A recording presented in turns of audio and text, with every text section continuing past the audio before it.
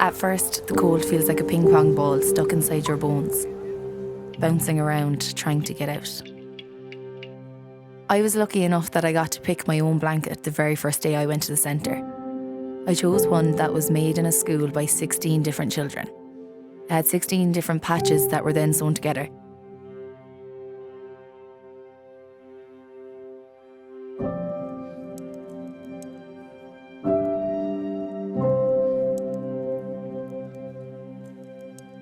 When I first got sick, you had to take your temperature 3 times a day. And if your temperature reached 37 or more, you had to go straight to A&E.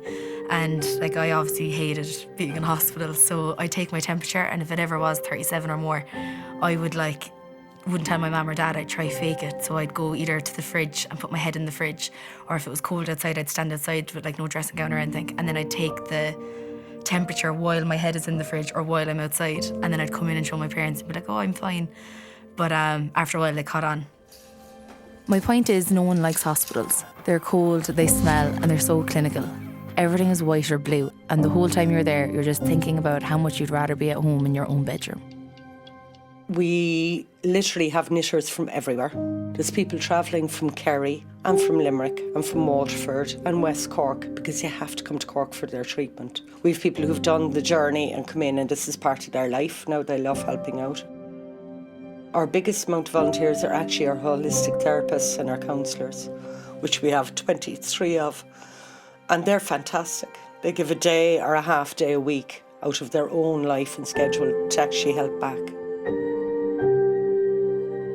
I usually put the pieces together. They're handed in. Schools do them, an awful lot of kids in schools now make the pieces. I always put an angel in my blankets, right?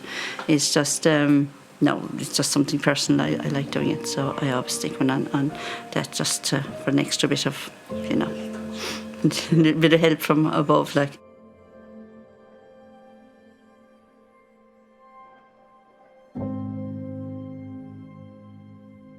My husband was diagnosed with cancer, and he got very, very sick eventually, He was sick for about 11 months and he passed away.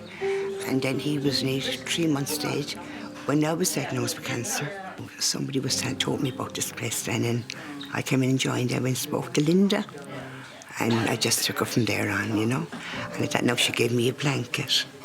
The first time I came, because I was feeling cold, I was going on chemo, and Linda gave me a blanket, and I really liked it. It kept me very warm in the evening time, and I really appreciated it.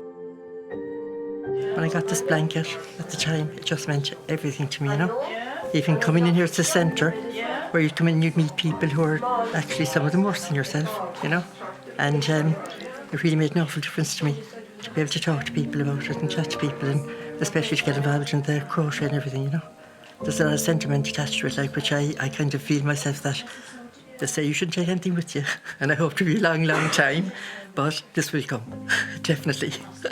I've my mind made up about that.